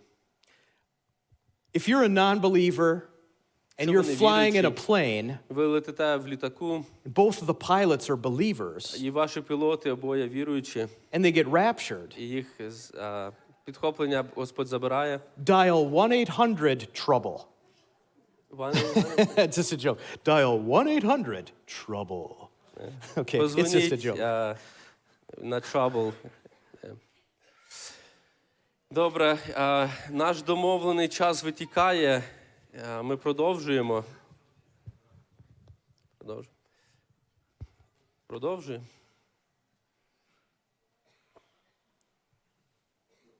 Дякую. 24 глава Івана від Матвія ми So розбирали так Matthew 24, із 9 вірша. Verse Тогда будуть 9. предавать вас на мучения, убивать вас, и вы будете ненавидимы всеми народами за ім'ям його, і так далі. Це про кого? Про церкву говориться, чи про євреїв? Про кого тут мова? So Matthew 24, starting in verse 9. Who does it talk about? The church or the Jewish nation? So this morning I said that this is speaking about Israel, the Jews. І сьогодні ранком я сказав, що це говориться про Ізраїль, про євреїв. Jews were asking Jesus questions about Jerusalem and the future prophecies pertaining to Jews. The apostles were Дивіться, asking. ось євреї запитували Ісуса щодо майбутнього стану Ізраїля і народу Ізраїля, When he's saying Єрусалиму. he's saying you as representatives of the Jewish nation. І тому, коли він каже «ви» і «вас», він говорить до представників нації Ізраїля, євреїв. This is something that I admit many people disagree with me. І ви знаєте, багато людей, я скажу, не погоджуються зі мною щодо цієї думки. However, Але if you don't interpret it as Israel, якщо ви не толкуєте це як відношення до Ізраїля, and you say that it's the church instead, і говорите, що це відноситься до церкви, then it causes way more questions than the і interpretation тому of це Israel. піднімає набагато більше неудобних питань, чим якщо ми скажемо, що це ізраїльський народ. Why does it talk about a Sabbath, fleeing on the Sabbath? Pray that it's not on the І чому Sabbath day. сказано, що моліться, щоб це не сталося в Fleeing the суботу? hills from Judea itself. І сказано, втікайте в гори з міста. Verse 15 it says, so when you see the abomination of desolation, І they would have known сказано, this ось as коли ви Jews. побачите це запущення в храмі, So це до євреїв говориться. they came to him with Jewish prophecy about the kingdom, and he is responding to them about the future of Jerusalem and the Jewish nation. Учні прийшли з запитанням щодо єврейського народу і пророчества, і тому Христос відповідає їм саме в цьому руслі. And we know he's referencing Daniel chapter 9, verse 24 through 27, Ми because he знаємо, що uses the same він terminology. зсилається Даниїла, пророка Даниїла, 9 розділ. If you say it's the church, Якщо ви скажете, що це церква, we're still going to have fellowship, нас все одно буде, ми можемо дружити з вами, but you're going to have to answer way more questions. але вам прийдеться тоді дати на багато інших запитань, які з цього вийдуть. And I'm always willing to sit down, and this is a conversation that will take about 1 hour and a half. І якщо ви хочете в деталях поговорити, то нам з вами потрібно десь 1,5 години To save для you time, дискусії. Go to our Щоб- YouTube channel, Ви можете просто відкрити YouTube канал, and Наш YouTube канал. there is a video called the Olivet Discourse. і там є одне відео, яке говорить про саме це.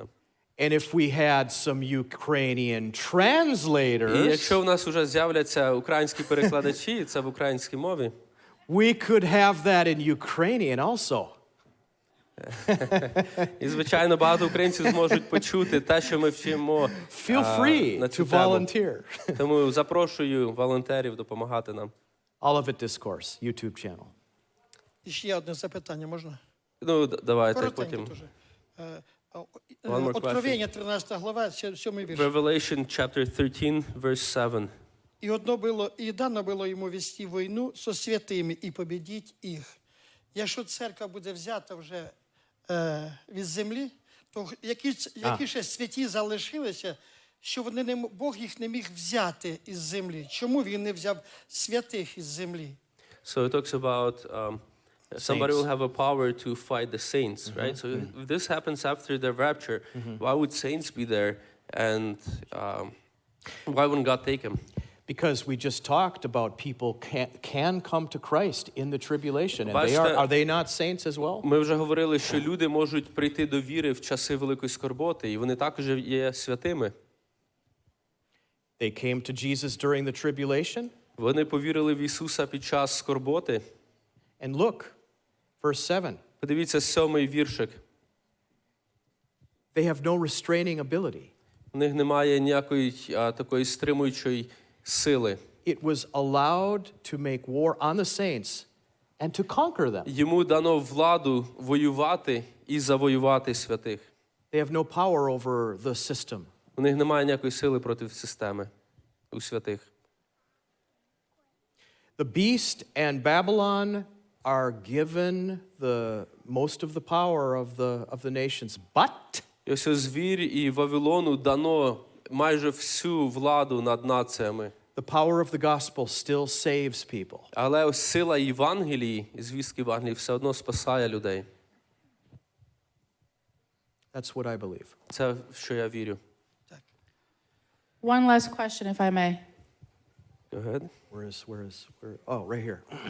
In your opinion, do you believe the Antichrist will be of Jewish or Arabic descent in order to appeal to the masses? Чи вірите, що Антихрист буде єврейського походження? Absolutely not. Ні. You want to know why? І ось чому. Okay. Several thoughts. This needs to be somebody that's not connected to any organized religion. Це має бути хтось, хто не має ніякого відношення до організованої релігії. Someone who truly represents the global new world order. Той, хто буде представляти ось новий світовий порядок. It has to be somebody that comes out of Europe. Це має бути хтось, хто прийде з Європи. Daniel makes that clear with the 10 horns minus 3 plus the little horn. That's the Читаємо це Antichrist. ось Даниїла, де говориться про 10 рогів, потім 3 відпадають, 1 з'являється. I have interfaced with people at Joel Richardson that believes it's the Muslim Messiah. У мене є друзі, які вірять, що це буде ісламський месія Or a Muslim Antichrist. або антихрист But ісламу. that creates more problems in the text than just simply taking a plain reading of the Antichrist coming out of Europe. І ви знаєте, але це дає набагато більше проблем, якщо ми просто говоримо, що в противовес цього, що все-таки антихрист прийде з Європи. Islam is losing right now to globalism. Ви знаєте, іслам програє глобалізації. Iran and the Middle East are losing Muslims, and they are becoming at least only nominal Muslims, and that's why many of the mullahs are getting very desperate. Знаєте, Іран і ось арабські держави, вони втрачають людей ісламу, тобто вони втрачають людей, і в них, якщо релігійні люди, то вони більш всього такі номінальні віруючі в іслам. The next least likely candidate would be somebody who's Jewish. This would be more likely than a Muslim, but I'll give you the best explanation after we talk about the possibility of a Jewish Antichrist. Наступне пояснення, я вірю, що Антихрист скоріше був би від народу ізраїльського, чим від якоїсь нації ісламу. And I'm glad you said what's my opinion, because this really is my opinion. І я радий, що ти запитала і сказала, яке мій погляд, тому що це просто мій погляд. It would seem to me that this should be a representative of the best of man, the best of the world, the best of the system of a one world order. Здається, що ця особа буде представник, найкращий представник з людей ось системи нового світового порядку. In Daniel chapter 9, there seems to be a distinction between this person and the nation of Israel where there's a peace deal going on.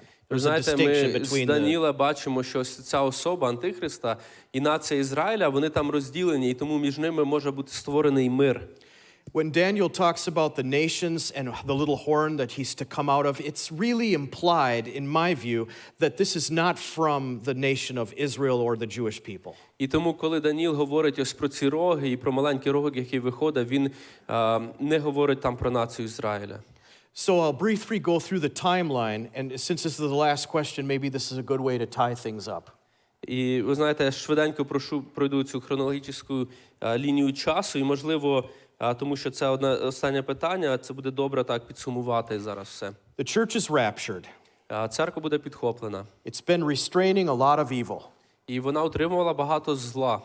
Now all hell breaks loose on the world. І тепер, ви знаєте, все пекло просто має свободу. 2 Thessalonians, the lawlessness just goes off the charts. Ми читаємо, що ось зло, воно просто має всі права, всю свободу, які тільки хоче This мати. creates a vacuum for leadership. І створюється така пустота лідерства.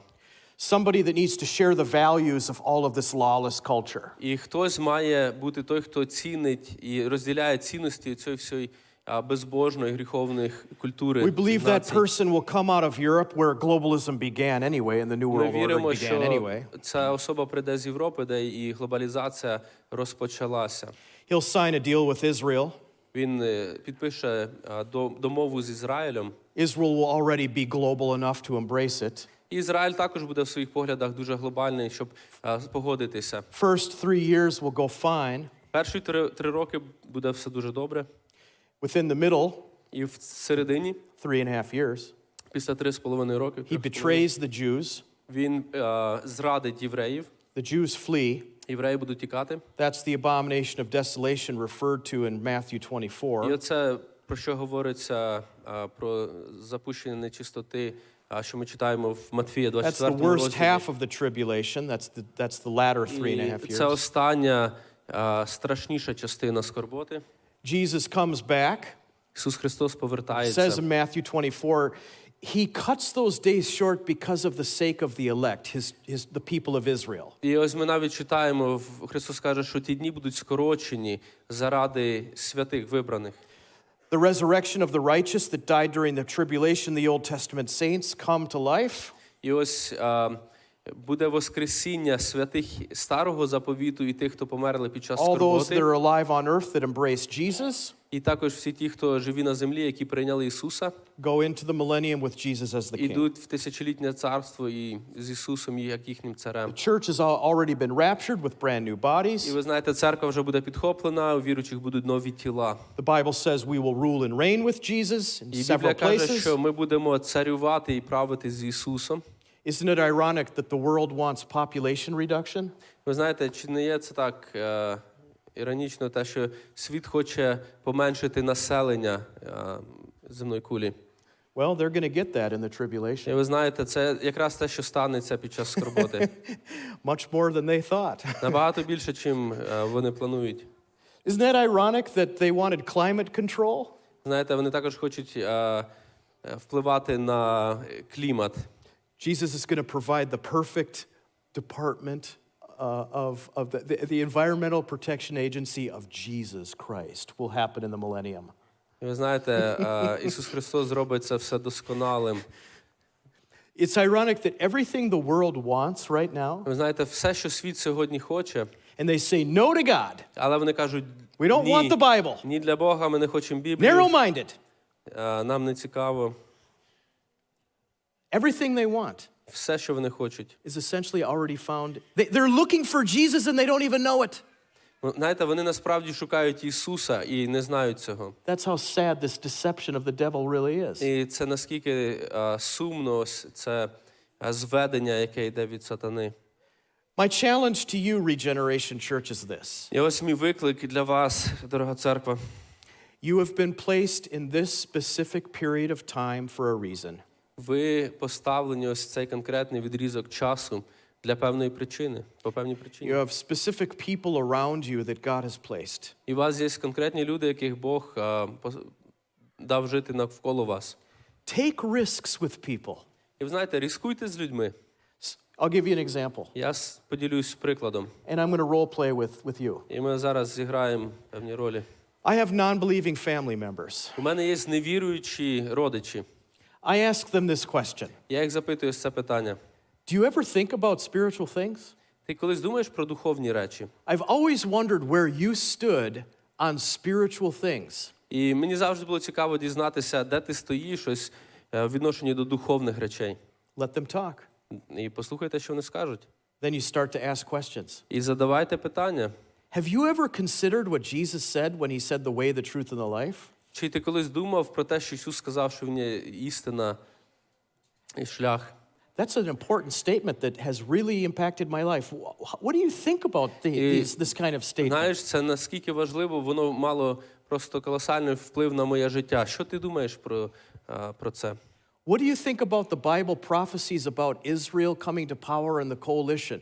Really get them thinking. Запитай, що ти думаєш про пророчество Біблії, яке говорить про відновлення нації Ізраїля і про коаліцію народів? Задайте їм питання, заставте їх думати.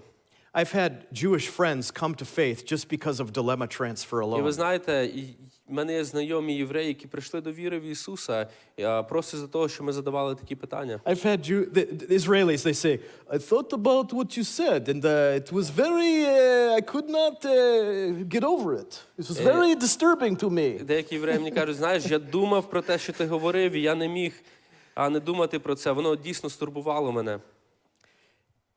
Take risks with the gospel. Тому ризикуйте з Євангелієм. God will meet you. Бог вас зустріне. You have a healthy church. У вас здорова церква. If somebody, hits you on the face, just come back here and tell people and pray and you'll be fine. Якщо вас хтось ударить, знаєте, поверніться сюди, помоліться разом, все буде добре. All right, that's enough.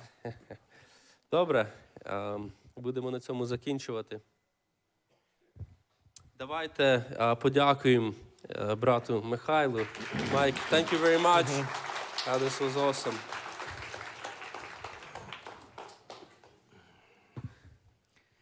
Хорошо, слава Богу. Брат Михайло справился.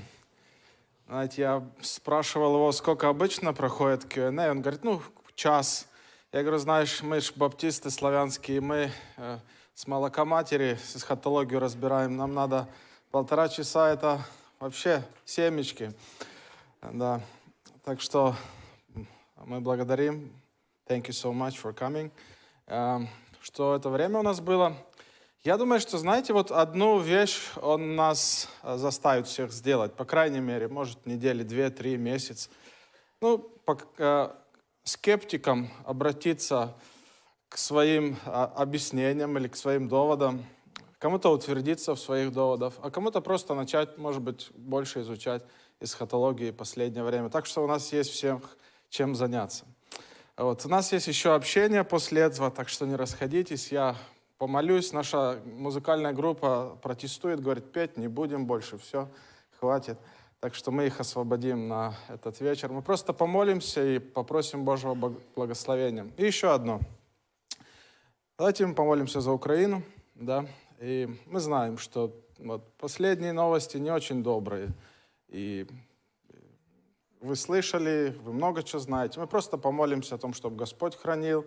У многих родственники, близкие живут. И все мы переживаем, чтобы был мир и не было никакой войны.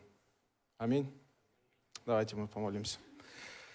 Господь, мы благодарим Тебя, что Ты царь над всей землей, и Ты глава церкви, Ты господин нашей жизни. Господь, мы поклоняемся Тебе, потому что Ты достоин всей славы, чести и хвалы. Господь, мы благодарим Тебя за то, что в определенное время, в назначенное время наш Христос Спаситель пришел, и мы по милости Твоей, по благодати Твоей, влекомые Духом Твоим стали частью церкви, Господь. Мы сегодня церковь, и мы хотим жить, провозглашая имя Твое. Мы хотим, Господь, быть полезными тут на земле. Мы хотим слушаться голоса Твоего, исполнять понятную, ясную волю Твою для нашей жизни, которая четкая и обозначенная, что нам делать, живя тут на земле. Господь, помоги нам иметь ясный взгляд на Тебя, грядущего, смотреть в небеса и ждать нашего искупления, Господь, полного. Поэтому благослови нас и храни в своей руке, чтобы ничто и никто не мог влиять на нас так, как Ты влияешь и как Слово Твое влияет, Господь. Мы особенно хотим попросить, Боже, Тебя за Украину, Господи, за все те события, которые происходят вокруг ее. И мы за Россию молимся, Господь, и за правителей. Мы знаем, что каждый из них в Твоей руке, Господь, и сердце царя в Твоей руке. Но мы просим Тебя, и мы присоединяемся к нашим братьям в Украине, которые тоже молятся сейчас, и церквам, которые молятся сейчас о мире. Просим, благослови, и пусть по милости Твоей не будет войны. Господь, пусть не будет кровопролития, пусть не будет жестокости, ненависти, убийства, Боже, пусть будет Твой мир и Твоя благодать над этой страной, Боже. И я прошу, Боже, чтобы еще больше людей, находясь вот в этой, может быть, безвыходной ситуации, обращалось не в НАТО, не к Америке, не к Европе, а обращалось к Тебе, к Спасителю, к тому, кто может душу от ада уберечь. Поэтому благослови, чтобы у людей было истинное богоискание. Благослови всех нас, наше еще вечернее общение. За все будь прославлен. Мы поклоняемся Тебе, наш Бог, во имя Христа Господа нашего. Аминь. Приветствуйте друг друга, братья и сестры, и мы еще общаемся за кофе, за чаем.